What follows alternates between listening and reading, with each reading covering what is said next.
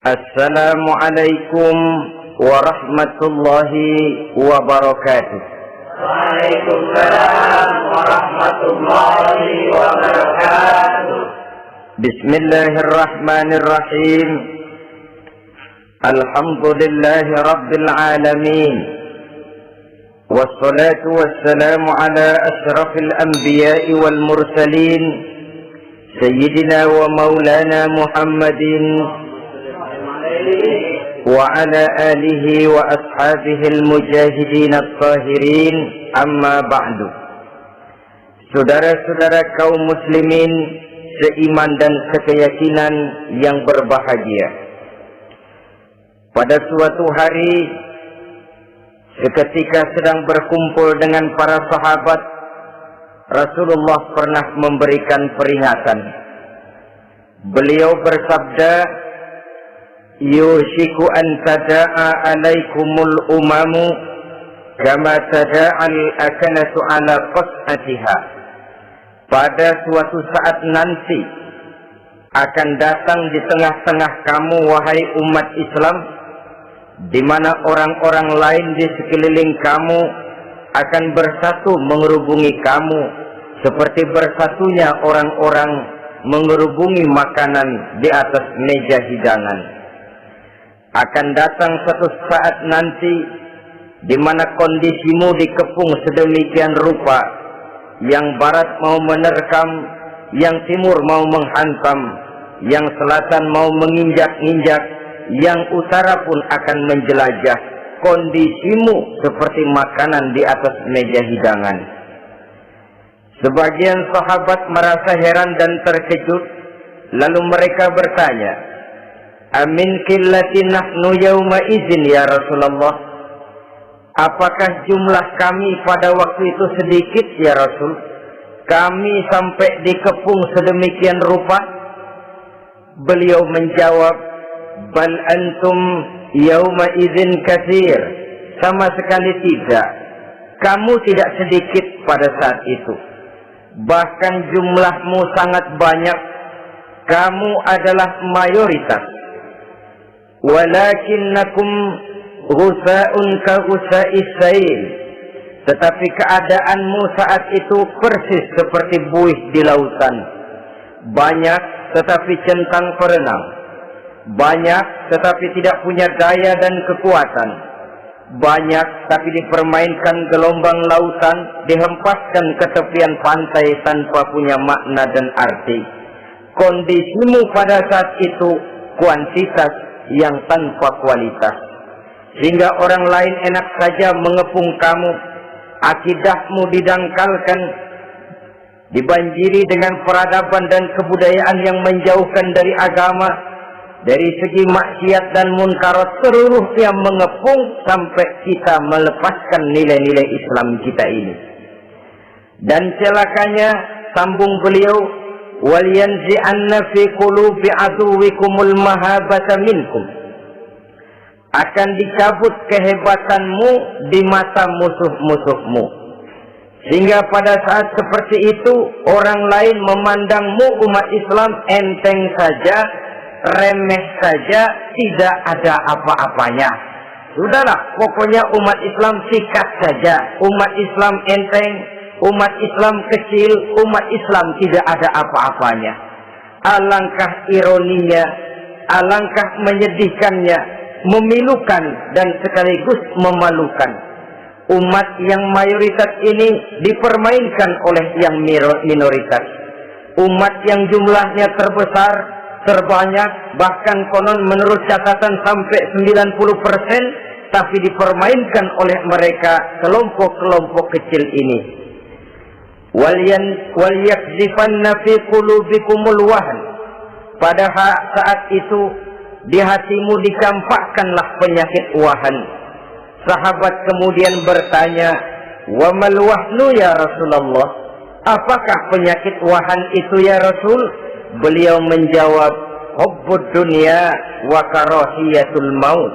Penyakit wahan itu tidak lain hubbud dunya wa karahiyatul maut. Terlalu cinta kepada dunia dan terlalu takut kepada mati. Materialistis dan takut resiko. Dua penyakit inilah yang menyebabkan walaupun umat ini mayoritas, tapi dipermainkan oleh yang minoritas.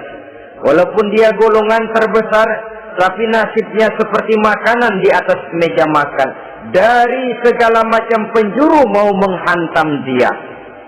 Saudara-saudara kaum muslimin yang berbahagia, ini merupakan analisa sosial bahwa pada suatu saat nanti akan terjadi di tengah-tengah umat di mana kita dihantam dan diserbu dari segala macam penjuru. Akidah didangkalkan, peradaban dan kebudayaan dirusak, makanan dan minuman diracuni, pakaian ditelanjangi dan lain sebagainya, sampai kita melepaskan nilai Islam yang kita cintai ini. Kondisi sosial ini satu saat akan datang kepada kita. Demikian analisa dan peringatan dari Rasulullah Sallallahu Alaihi Wasallam.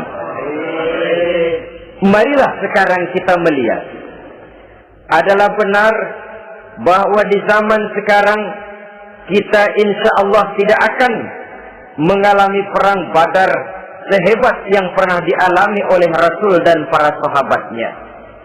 Tetapi sesungguhnya perang yang kita hadapi di zaman sekarang ini tidak kalah hebatnya dengan perang Badar, tidak kurang dahsyatnya dengan perang Uhud, tidak kurang ngerinya dari perang Khandaq. Hanya saja yang kita hadapi sekarang ini bukan ujung pedang, bukan ujung tombak, bukan ujung panah. Yang kita hadapi sekarang ini adalah perang akidah, perang ideologi, perang mempertahankan keyakinan. Yang kalau kita kalah sekarang, kita memang masih beragama. Tetapi anak kita, cucu kita, generasi yang akan hidup 5, 10, 20, 30 tahun yang akan datang, wallahu a'lam bissawab. Islam, saudara-saudaraku, tidak mungkin hilang dari dunia. Tetapi tidak mustahil Islam gulung tikar dari desa kita. Tidak mustahil Islam gulung tikar dari kampung dan kota kita, jikalau kita tidak menjaganya, jikalau kita tidak memeliharanya, bahkan jikalau kita tidak mewariskannya kepada anak-anak kita, generasi yang akan datang. Marilah kita mengingat sejenak bagaimana Islam di Spanyol yang pernah jaya, pernah mewarnai daratan Eropa, dan yang sekarang hanya sekedar tinggal ceritanya saja. Ini pernah diperingatkan oleh Rasul dalam satu hadis, sayati ala ummati zamanun la yabqal Islam illa ismun wala minal Quran illa rasmun. Akan datang satu masa di tengah umatku di mana pada masa itu Islam ada tapi hanya tinggal sekedar namanya saja, dan Quran pun ada tapi cuma sekedar tinggal tulisannya saja. Apabila kita tidak mewariskan ini kepada generasi yang akan datang, maka serbuan-serbuan dari berbagai macam penjuru dari hari ke hari semakin kita rasakan kehebatannya. Tidak mustahil sejarah Spanyol akan terjadi di desa kita, akan terjadi di kampung kita, akan terjadi di kota kita. Orang Spanyol, kalau mereka cerita kepada anaknya, mereka akan cerita, nak, di sini dulu ada masjid. Kapan, Pak? Dulu benar dah. Banyak orang Islam kalau hari Jumat pada sembahyang, kapan itu, Pak? Dulu sekali. Sekarang cuma sekedar tinggal ceritanya saja. Bukankah sesuatu yang sangat tidak mustahil apabila kita tidak menjaga dan mewariskan Islam ini kepada generasi yang akan datang, maka serbuan-serbuan akan membawakan hasil yang diinginkan oleh para penyerbu itu tadi. Kita sudah menjadi umat yang mayoritas, tetapi umat yang mayoritas ini menurut Rasul dikepung sedemikian rupa, akidahnya didangkalkan, peradaban dan kebudayaannya ditekan sedemikian rupa, kehidupan sosialnya dibuat individualis, kemudian dari segi pergaulan, pakaian, makanan, minuman dan sebagainya diracuni, sampai dia tidak lagi berpegang teguh kepada agamanya. Dan dikala itu hilang kehebatan umat ini di mata musuh-musuhnya. Orang lain memandang kita ringan saja, enteng saja, satu umat yang sudah kehilangan wibawa. Padahal konon kabarnya kita mayoritas, tapi enak saja dikutak-kutik orang lain.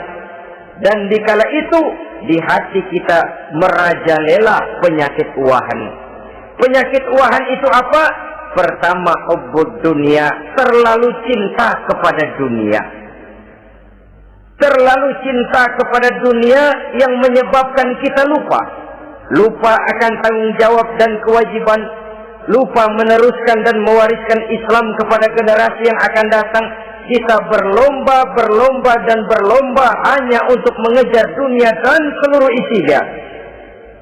Baik dia bernama material, baik dia bernama seksual, baik dia bernama pangkat, jabatan dan kedudukan, berlomba-lomba kita di dalamnya. Sampai tercampaklah penyakit hubbud dunia di dalam hati ini. Berurat dan berakar dunia itu, sulit dan berat kita berpisah daripadanya. Akibatnya kemauan untuk berbuat demi dan atas nama agama sangat sulit terwujud di dalam kehidupan ini. Yang kedua, karahiyatul maut, terlalu takut kepada mati. Baik mati ajal, mati dalam artian yang sebenarnya, baik mati usahanya, baik mati karirnya, baik mati pangkat dan jabatannya. Sehingga dengan demikian akibatnya jatuhlah kita menjadi umat yang kehilangan wibawa di mata orang lain. Saudara-saudara kaum muslimin rahimakumullah, saya katakan tadi, perang yang kita hadapi di zaman sekarang adalah perang akidah. Perang menghadapi peradaban dan kebudayaan yang menghancurkan moral daripada anak-anak kita. Perang menghadapi banjirnya maksiat dan munkarat. Yang di tengah-tengah itu, di samping berkewajiban menjaga diri dan keluarga, kita pun juga berkewajiban menjaga anak-anak kita, generasi yang akan datang, mengarahkan dan mendidik mereka sesuai dengan yang dikehendaki oleh Allah Subhanahu wa ta'ala. Oleh sebab itu, pada pertemuan kali ini yang akan saya bicarakan ialah bagaimana idealnya seorang muslim lebih dahulu memberikan pendidikan kepada anak-anaknya. Di tengah satu situasi dan kondisi di mana serbuan datang silih berganti melanda dan menghantam umat Islam, kemana anak-anak kita ini harus kita arahkan? Karena kita orang tua mempunyai tanggung jawab. Anak adalah amanah. Menyia-nyiakan amanah adalah dosa. Dan dosa itu merupakan satu dosa yang besar. Bahkan orang tua bisa saja masuk neraka kalau tidak bertanggung jawab tentang anak-anaknya. Satu riwayat menjelaskan ada orang soleh, ngajinya cukup, sholatnya cukup, puasanya cukup, zakatnya cukup, di mana ada majelis taklim hadir, baca Quran hobi, fitnah orang tidak pernah. Di akhirat setelah disidang dia ternyata lebih banyak kebaikannya daripada kejahatannya, maka dia pun diperintahkan dan dipersilahkan masuk ke dalam surga.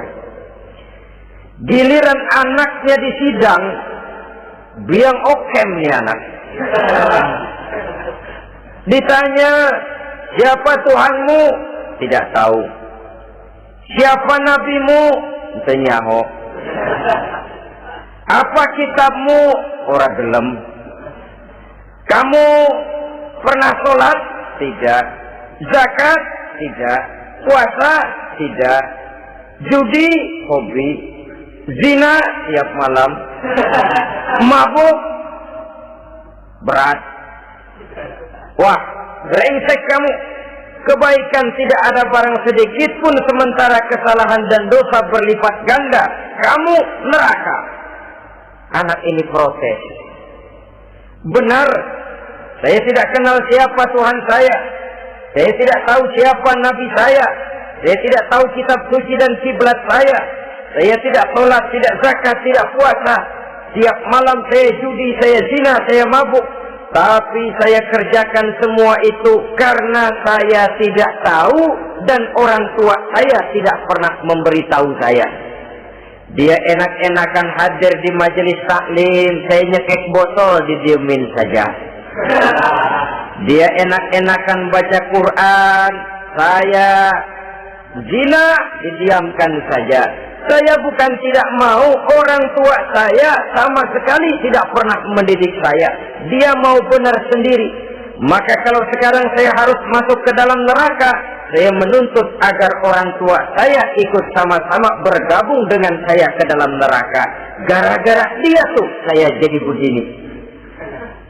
Orang tuamu yang mana? Tuh, yang barusan mau ke surga. Ini orang tua yang sudah mau berangkat ke surga dipanggil. Sebentar dulu, Mas. Ini benar anak kamu? Iya, Pak. Waktu di dunia kamu tidak pernah ajarin dia ngaji? Sampai dia tidak kenal Tuhannya, tidak kenal nabinya, tidak kenal kiblat dan kitab sucinya? Iya, Pak. Dia tidak sholat, kamu diamkan saja. Dia tidak puasa, tidak zakat, kamu bersikap masa bodoh. Bahkan dia judi, dia zina, dia mabuk, kamu pun berdiam diri saja. Iya, Pak. Tahukah kamu bahwa anak ini adalah amanah? Menyia-nyiakan amanah artinya khianat, dan khianat adalah dosa yang sangat besar. Kamu tidak bertanggung jawab, maka kamu, anakmu gabung ke dalam neraka. Saudara-saudara kaum muslimin rahimakumullah, itu sebabnya Allah pesan benar-benar, ya ayyuhalladzina amanu qu anfusakum wa ahlikum nara. Hai orang-orang yang beriman, jaga dirimu dan keluargamu, istri, anak, orang-orang yang menjadi tanggung jawab dan kewajiban kita, jaga dan pelihara mereka dari api neraka. Saudara-saudara kaum muslimin, lalu kalau kita orang-orang tua yang hidup di zaman sekarang ini sudah sering beristighfar, mengurut dada, melihat situasi, membaca peta keadaan, konon tantangan yang akan dihadapi oleh anak-anak kita 15, 20, 25 tahun yang akan datang jauh lebih berat dari apa yang kita hadapi sekarang ini.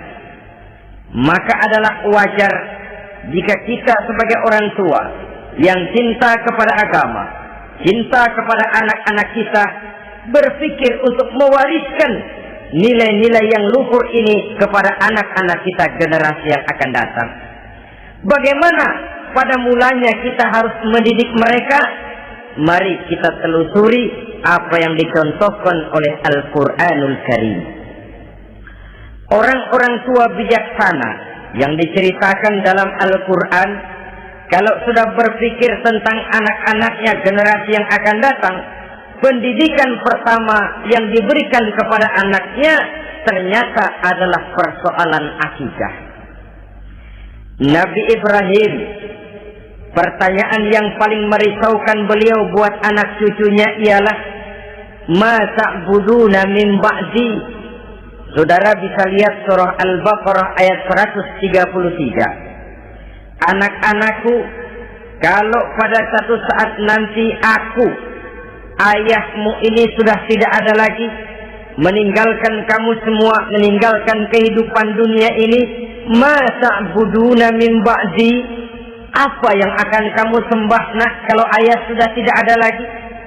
Jikalau ayahmu sekarang masih rajin ke masjid, melakukan rukuk dan sujud, i'tikaf dan membaca Quran, kalau satu saat ayahmu meninggalkan dunia ini, masihkah engkau mau ke dalam masjid? Masihkah engkau rukuk dan sujud? Masihkah engkau i'tikaf? Ma ta'buduna min ba'di, apa yang akan kamu sembah kalau aku ayahmu tidak ada lagi nak? Ditanamkan bukan hanya keyakinan bertauhid, sekaligus juga menyembah kepada Allah yang kita yakinkan dengan tauhid itu tadi. Bukankah berbeda dengan kita kebanyakan orang tua sekarang? Kita tidak pernah berpikir masa buduna min ba'di. Kalau bapak tidak ada, kamu nyembah apa nak? Kita orang tua sekarang pagi-pagi malah berpikir masa kuluna min ba'di. Kalau bapak nggak ada, kamu nanti makan apa nak? Bukan nyembah apa yang kita pertanyakan, bukan nyembah apa yang kita khawatirkan, makan apa nak? Maka yang dicari lalu sekolah-sekolah yang bonafit, yang tidak peduli apakah itu merusak imannya, mematikan akidahnya, menghancurkan keyakinannya. Yang penting ada jaminan hari depan bisa dapat lapangan kerja. Akibatnya berduyun-duyun orang-orang tua muslim menyekolahkan anaknya di sekolah-sekolah yang bukan Islam, yang nyata-nyata membahayakan akidahnya, dididik dengan kultur dan budaya yang bertentangan dengan nilai-nilai agamanya. Bukankah ini berarti merelakan anak untuk dikafirkan? Bukankah ini artinya menyerahkan anak untuk ditulis menurut selera para pendidik yang tidak sesuai dengan nilai akidah yang dimilikinya? Mengapa kita tidak berpikir seperti Nabi Ibrahim yang sebelum memberikan pendidikan kecerdasan, sebelum pendidikan matematika, IPS, PSPB dan disiplin ilmu lainnya, yang pertama ditanamkan ma ta'buduna min ba'di. Kalau ayahmu tidak ada, kamu menyembah apa nak? Menyembah Allah apa nanti malah menyembah harta? Menyembah Allah apa nanti malah mendewa-dewakan pangkat dan jabatan? Menyembah Allah apa malah nanti menyembah alam? Itu yang dikhawatirkan Nabi Ibrahim kepada generasi yang akan datang. Dan itu saudara-saudara yang seharusnya mengkhawatirkan kita kepada anak-anak kita generasi yang akan datang. Lihatlah serbuan akidah di zaman sekarang ini.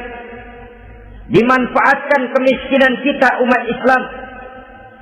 Diberikan kita tawaran berupa beras, pakaian, obat-obatan, kalau perlu beasiswa, asal bisa melepaskan keislaman kita ini. Bertahap, sedikit demi sedikit, step by step, sibran bi sibrin wa zira'an bi zira'in. Dan harus saya ingatkan, orang di zaman sekarang tidak mungkin menghantam Islam secara frontal. Tidak mungkin menghantam Islam terang-terangan, apalagi mengerahkan satuan militer. Tidak. Orang berhitung bagaimanapun kondisi dan kualitasnya umat Islam, mereka masih punya satu modal penting, fanatisme agama. Kalau ini disulut, api jihad segera berkobar dan hanya maut yang bisa menghentikan orang yang dibakar dengan semangat jihad. Orang tahu itu. Betapa Uni Soviet kedodoran menghadapi mujahidin Afghanistan yang disulut oleh semangat jihad yang berkobar dengan persenjataan yang primitif ketimbang persenjataan Uni Soviet. Entok mereka pantang surut mundur ke belakang. Jadi jangan mimpi bahwa orang mau menghantam Islam ini dengan melarang pengajian, meruntuhkan masjid, menyegel pondok pesantren. Tidak. Melarang orang sholat. Tidak. Kalau perlu masjid diperbanyak, musola diperbesar. Tapi bikin itu masjid seperti museum. Besar, megah, mercusuar, tapi bikin seperti museum. Tempat orang kagum, tempat orang memuji, tapi sunyi dari nilai-nilai ibadah. Saudara-saudara kaum muslimin, untuk sampai kepada penghantaman akidah, jalan yang paling mudah dirintis sekarang ini secara bertahap dan sistematis, memisahkan umat Islam dari Islamnya. Biarkan mereka bernama Muslim. Biarkan di atas kartu penduduknya tertulis agama Islam. Tapi tanamkan budaya-budaya yang menyebabkan cara bergaul mereka, cara berumah tangga mereka, cara bertetangga mereka, sampai kepada cara mereka berpakaian, cara mereka bergaul, cara mereka makan dan minum, cara mereka mendidik dan menyekolahkan anak sama sekali tidak lagi mencerminkan nilai-nilai yang islami. Itu sudah satu usaha yang paling praktis, memisahkan umat Islam dengan Islamnya. Kalau sadarlah kita ke arah ini usaha orang di zaman sekarang, maka yang harus pertama kita tanamkan kepada anak-anak kita, didik mereka dengan jiwa tauhid yang mengkristal di dalam batinnya, meresap sampai ke tulang sumsumnya, yang tidak akan sampai pun nyawa berpisah dari badannya. Akidah itu tidak akan berpisah dari hatinya. Bahkan dia sanggup dengan tegar berkata, lebih baik saya melarat karena mempertahankan iman daripada hidup mewah dengan menjual akidah. Satu khitab, satu garis kehidupan yang perlu kita wariskan kepada anak-anak kita, generasi yang akan datang. Dahulu ada satu tradisi, saudara-saudara. Kalau anak gadis kita dilamar orang lalu bertanya, anakmu mau ngelamar gadis saya, apa sudah khatam Quran berapa kali? Apa sudah bisa baca kitab macam-macam dan lain sebagainya? Sehingga lahirlah satu kebanggaan. Apapun motifnya, tapi pertanyaan semacam ini zaman sekarang sudah langka. Paling-paling yang ditanya kalau anaknya dilamar orang, anakmu kerja di mana? Gajinya sebulan berapa? Kendaraannya bebek apa soal? Apa-apa? Itu yang kita pertanyakan, berkisar di seputar materi, kerja, job, status sosial dan lain sebagainya. Perkara bisa baca Quran atau tidak, nomor 18. Perkara sembahyangnya rajin apa tidak, nomor 36. Saudara hadirin, akibatnya terjadi pergeseran nilai. Maka mendidik anak menurut tuntunan Quran adalah seperti yang diberikan contoh oleh Luqmanul Hakim, yang diceritakan dalam surah Luqman mulai ayat 11 dan selanjutnya. Apa pendidikan pertama yang harus kita berikan kepada anak? Pertama, ya bunayya la tusyrik billah. Wahai anakku, jangan sekali-kali engkau menyekutukan Allah. Nah, jaga tauhid, pelihara iman, mantapkan akidah. Ini dasar yang pertama. Belum lagi anak mengenal berbagai macam disiplin ilmu, yang pertama ditanamkan tauhid. Ini yang mendasari kehidupan. Ini yang akan menjadi mewarnai dan menjadi warna dari kepribadian seseorang. Sentuhan jiwa tauhid di dalam diri si anak. Belum lagi sempat dia kenal yang lain. Yang pertama yang kita tanamkan, kita wariskan, kita berikan, la tusyrik billah. Jangan sekali-kali menyekutukan Allah. Nah, kalau ini sudah tertanam, ini sudah merupakan satu fondasi yang kuat. Selebihnya nanti tinggal melihat bakat si anak, kemana dia harus dididik. Yang terpenting nilai iman lebih dahulu tanamkan. Dan untuk menghancurkan nilai keimanan, saudara-saudara, saya katakan, ingatkan kepada hadis di awal tadi, dikepung kita dari berbagai macam penjuru agar bila bisa melepaskan nilai-nilai iman dan keyakinan. Proses pendangkalan akidah, ditanamkan keraguan kepada agama, ditanamkan rasa malu beragama, sholat malu, baca Quran malu, berangkat ke masjid malu, pakai jilbab malu. Ditanamkan rasa malu beragama, sehingga bertahap sedikit demi sedikit kita mulai berpisah dengan kehidupan beragama. Ditanamkan hal yang sedemikian rupa dari berbagai macam penjuru. Dihantam akidah kuat, dihantam dari segi peradaban dan kebudayaan. Diperbanyaklah peradaban dan kebudayaan yang bukan mendekatkan kita dengan agama, malah mendekatkan kita dengan neraka. Menjauhkan kita dari agama, menjauhkan kita dari nilai-nilai luhur yang diwariskan oleh orang-orang tua kita terdahulu. Adalah kewajiban kita yang pertama mendidik anak, menanamkan roh, jiwa, dan semangat tauhid di dalam diri mereka. Saudara-saudara kaum muslimin rahimakumullah, kenapa kita lebih dahulukan menanamkan jiwa, roh, dan semangat tauhid ini kepada anak-anak kita? Pertama, kita tidak hanya ingin sekedar mempunyai anak yang pintar, tetapi lebih daripada itu kita pun ingin mempunyai anak yang benar. Segala macam disiplin ilmu, segala macam bentuk penalaran ilmiah dan pengisian intelektualitas manusia mungkin di satu sisi akan membuat dia pintar, tapi di sisi lain belum tentu akan membuat dia benar. Nabi pernah memberikan peringatan, man izdada ilman wa lam yazdad huda lam yazdad minallahi illa bu'da.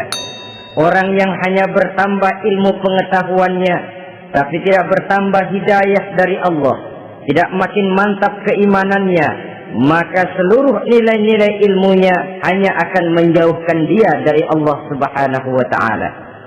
Dan adalah lebih merupakan azab daripada nikmat kalau kita diberikan ilmu pengetahuan yang hanya akan menyebabkan kita semakin jauh dari Allah Subhanahu wa ta'ala.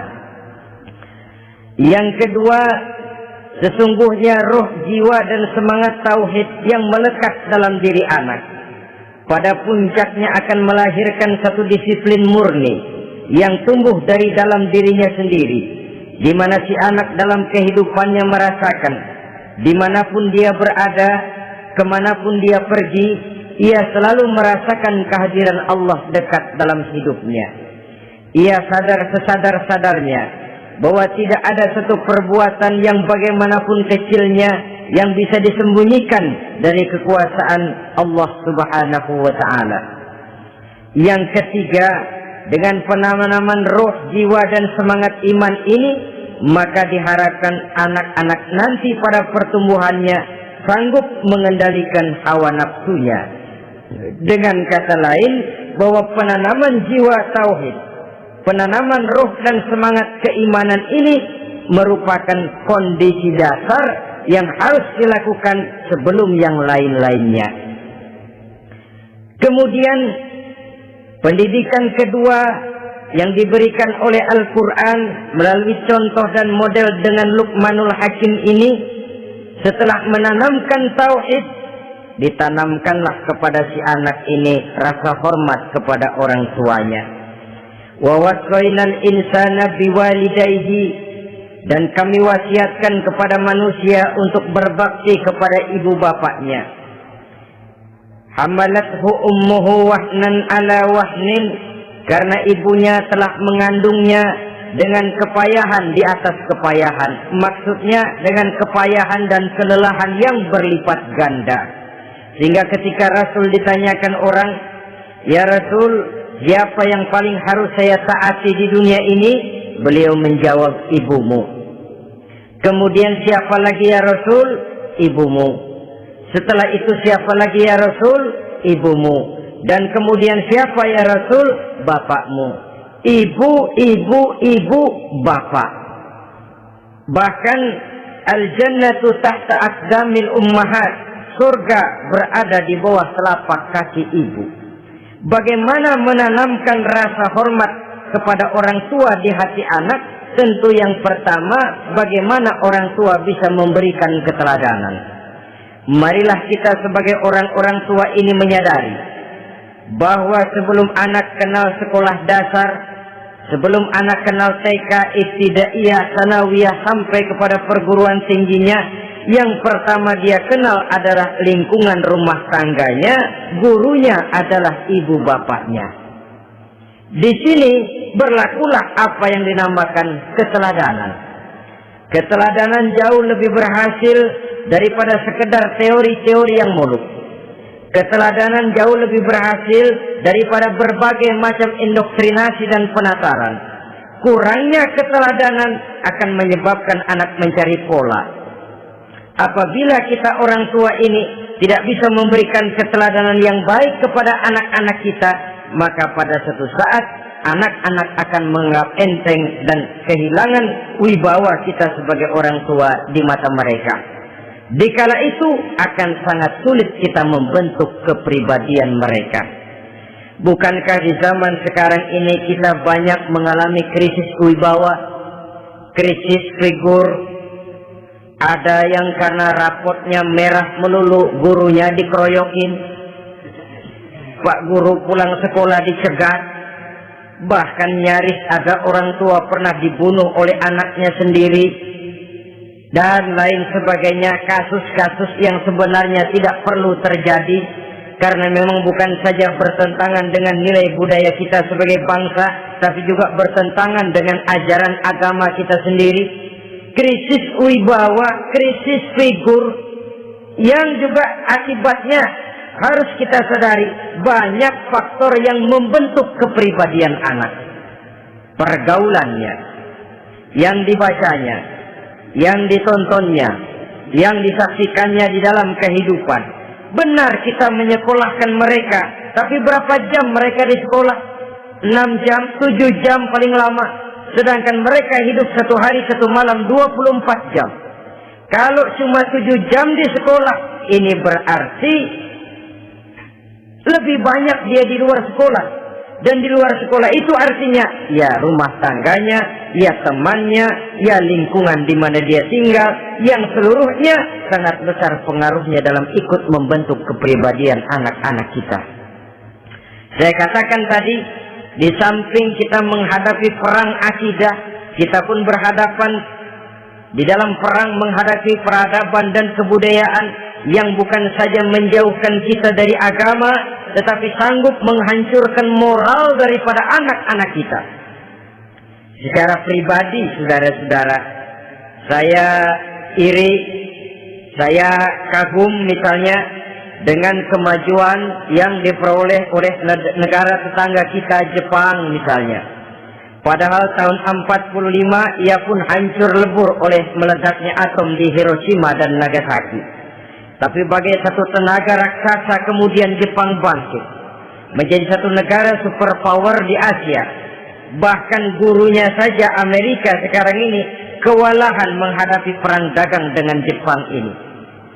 Dan yang menarik, Jepang bisa maju dan modern dengan tetap menjadi Jepang, tanpa harus kehilangan identitasnya sebagai satu bangsa, tanpa harus kehilangan kepribadiannya sebagai satu bangsa. Sebagai negara yang sedang berkembang, kita sering latah. Kita ingin meniru Barat, tapi bukan teknologinya, westernisasinya yang kita tiru. Bukan isinya, kulitnya yang kita ambil. Akibatnya apa? Modernnya belum, orangnya sudah Barat. Bergaulnya sudah cara Barat, berumah tangganya sudah cara Barat, berpakaiannya sudah cara Barat, mendidik anaknya sudah cara Barat. Di mana ketemu orang tua cukup hello daddy.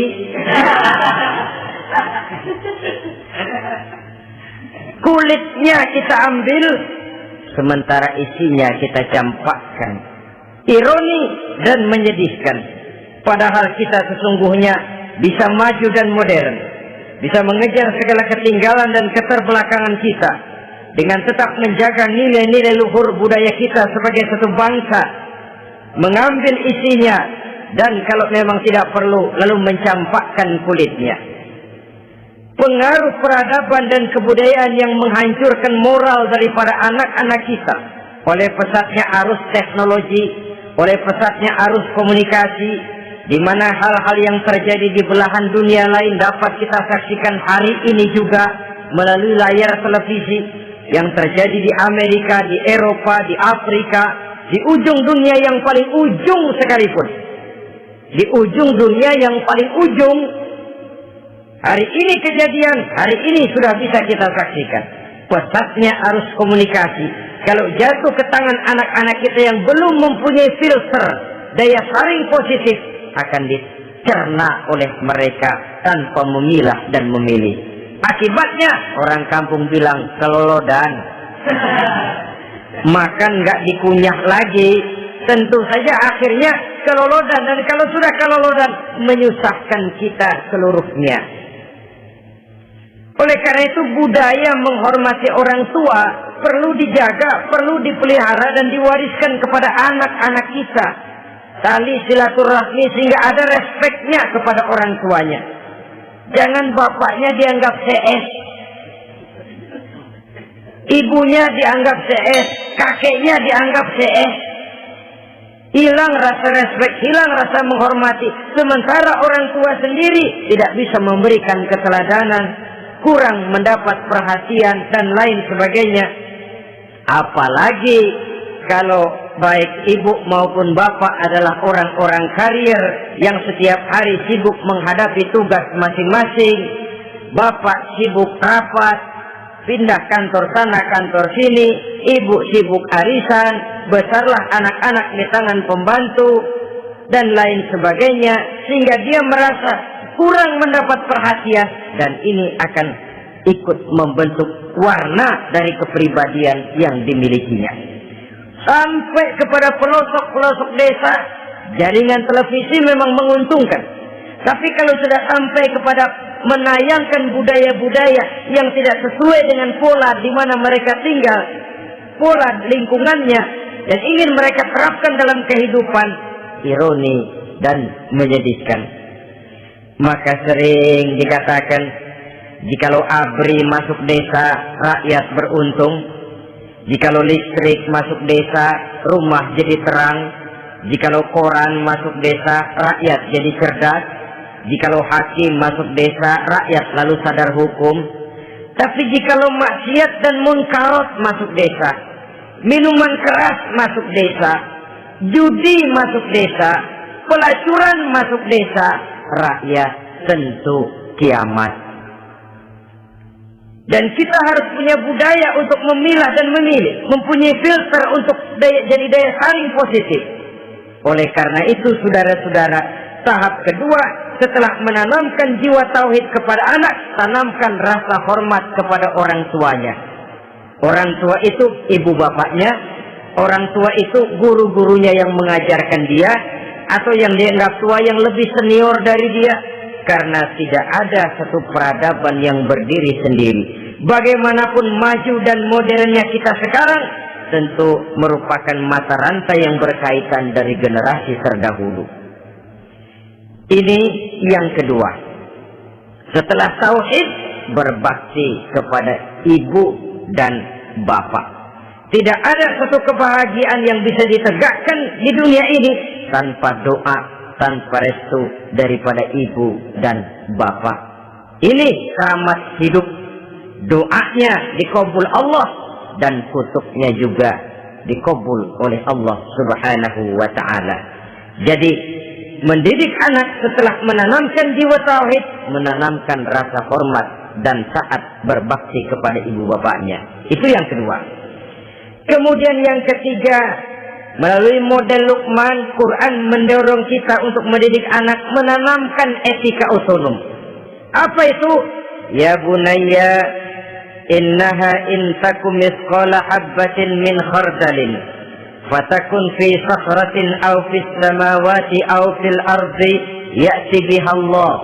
Wahai anakku, sesungguhnya kalau ada satu kebaikan yang kamu kerjakan, kecil, tidak nampak oleh pandangan mata yang zahir, yang kecil itu tersembunyi di puncak langit, di dasar bumi yang paling dalam, atau di tengah batu hitam sekalipun, Allah pasti mengetahuinya dan pasti akan memberikan balasan yang seadil-adilnya. Pendidikan apa ini? Pendidikan moral, menanamkan etika otonom. Nah, kau berbuat baik jangan karena dilihat orang. Kau tidak mau melakukan kejahatan jangan cuma karena ada polisi. Kalau ada polisi kau tidak mau jahat, kucing juga begitu. Coba lihat kucing, taruh ikan asin di piring kaleng, tongkrongin. Aduh, kucing kalem, sopan, tenang. Sedikit kita lengah, habis ikan digarap. Tapi ditanamkan satu kesadaran, kemanapun kau pergi, apapun yang kau kerjakan, tersembunyi di tengah batu, di dasar bumi, di puncak langit, Allah pasti tahu. Dalam bahasa yang ringan, Kita ini diawasi oleh 2 hiperkomputer yang maha sensitif. Produksi langit, mereknya Rockheed dan Asid. Itu komputer yang sangat peka dan sensitif. Jangankan kita berbuat, kita berniat baik saja, komputer sudah nyatat sendiri. Inilah yang orang sekarang namakan waskatna, pengawasan malaikat. Kalau hidup sudah merasa diawasi oleh malaikat, waskat berhasil. Tapi kalau waskat sudah diawasi malah nekat, itu yang gagal. Atau yang diawasi dan yang mengawasi sama-sama sepakat, nah itu juga bisa cintai. Saudara-saudara kaum muslimin rahimakumullah, waskat dalam pengertian kita muslim, bagaimana hidup ini merasakan diawasi oleh malaikat. Intelektualitas yang tinggi sekalipun, IQ yang nilainya plus sekalipun, disiplin ilmu yang bagaimanapun banyak yang memenuhi benak kita, tanpa diiringi oleh etika otonom, orang sering mencari celah dan kesempatan. Mencari celah dan kesempatan. Tapi kalau sudah merasa, kemanapun saya pergi, dimanapun saya berada, kebaikan bagaimanapun sekecilnya saya lakukan, toh Allah pasti akan memberikan balasan. In khairan fa khairun, wa in syarran fa syarrun. Jikalau baik, baik balasan yang kita terima. Jikalau jahat, jahat kejahatan yang kita terima.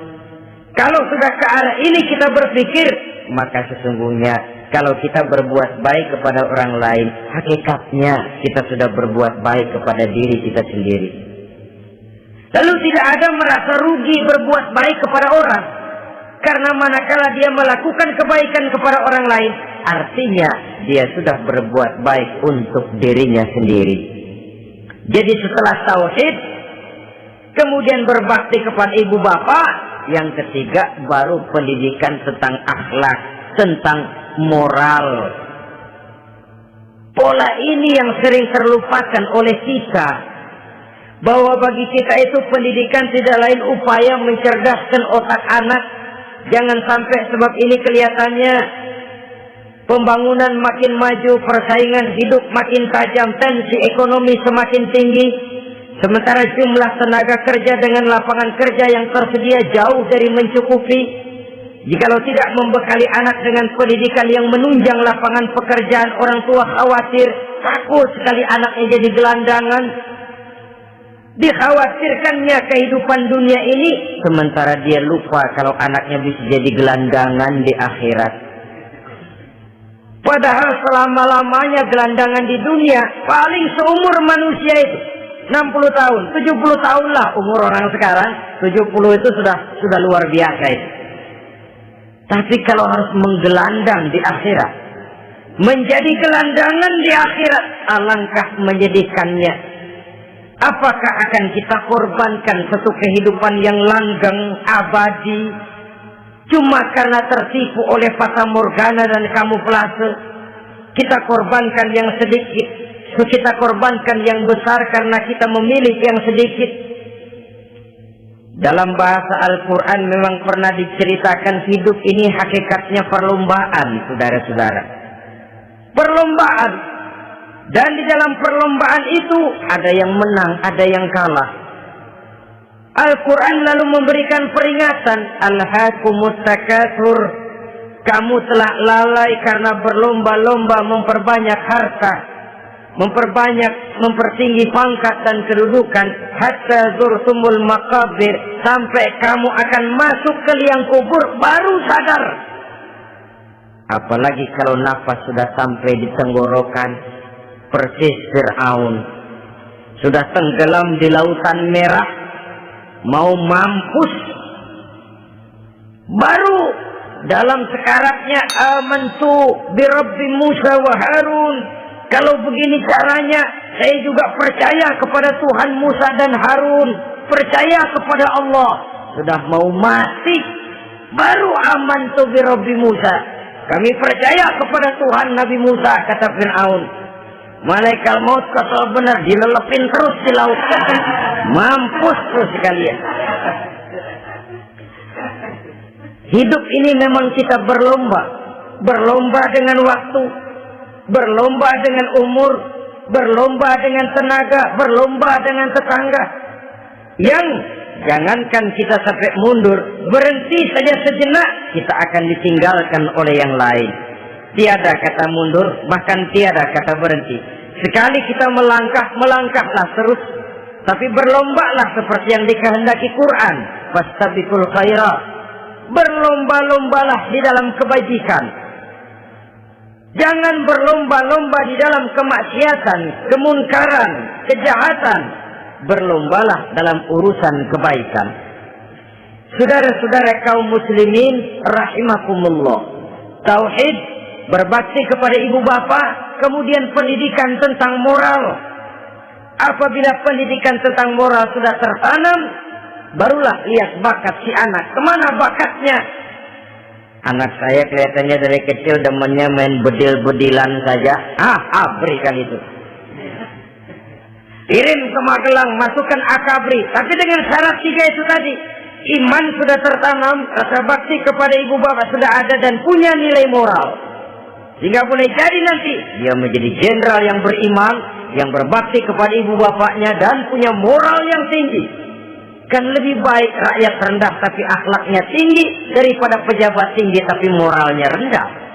Jauh lebih baik rakyat rendah punya moral tinggi ketimbang pejabat tinggi punya moral rendah. Nilai moral ini yang jadi ukuran dan barometer di masyarakat. Yang ini yang sering kita lupakan.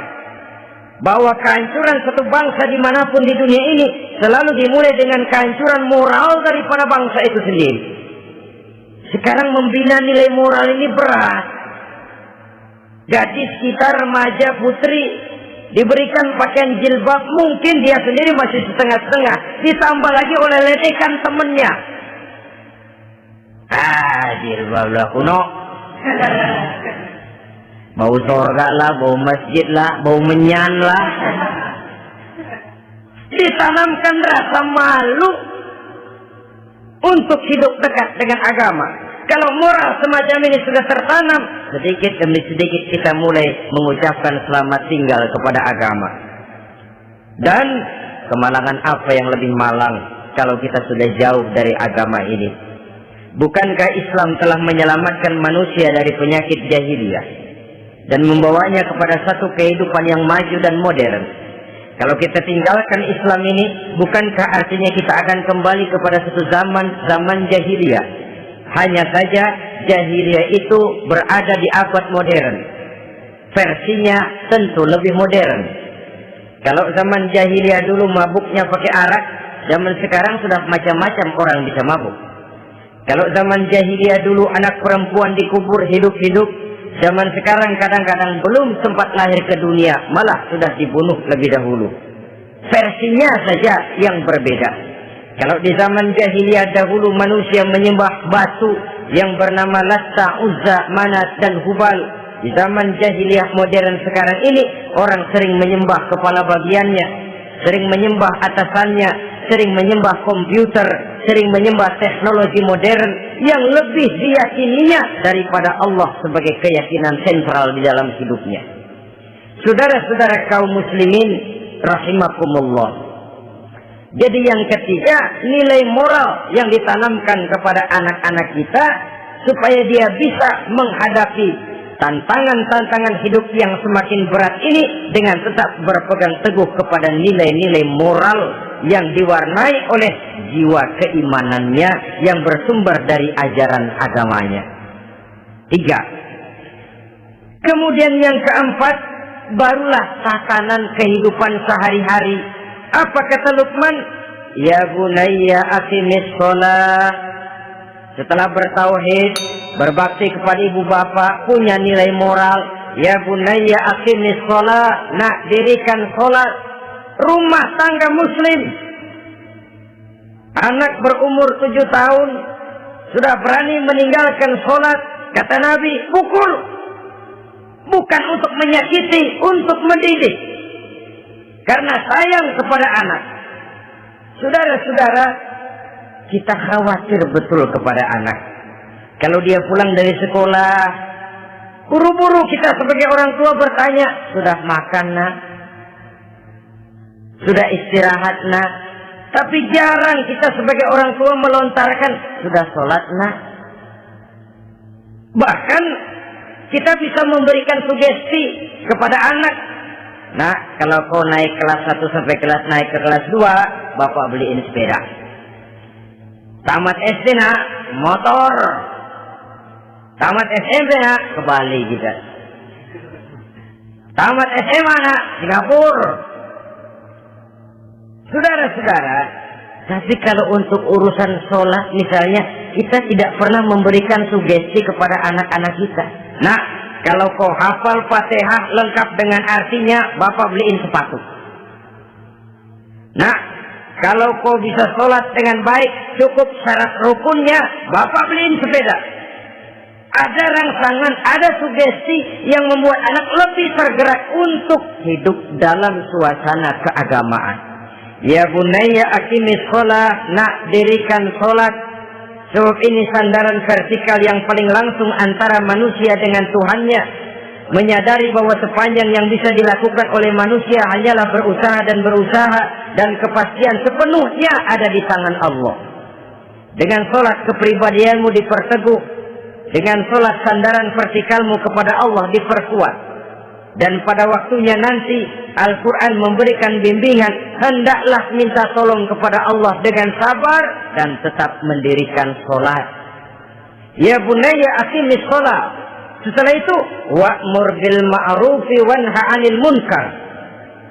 Tegaklah membina yang ma'ruf, tegaklah mencegah yang munkar. Ini sikap hidup sudah.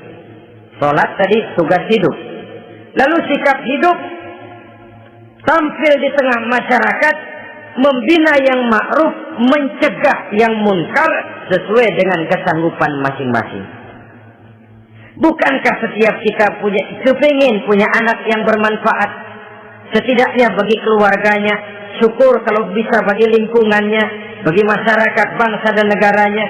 Dan satu di antara tanda orang yang bermanfaat, kalau dia bisa hidup menjadi penganjur yang ma'ruf dan pencegah yang munkar. Dan itu kalau tidak ada hidayah, sulit orang mau melaksanakan itu. Sebab apa? Ada kecenderungan belakangan ini di mana agama dianggap urusan pribadi. Sehingga orang lalu sering bilang, jangan bawa agama dah, itu kan bukan urusan agama. Ini sudah ciri berpikirnya sekuler. Jangan bawa-bawa agama. Agama urusan pribadi, artinya orang mau sholat mau enggak jangan bilang apa-apa dah. Urusan dia sendiri lah.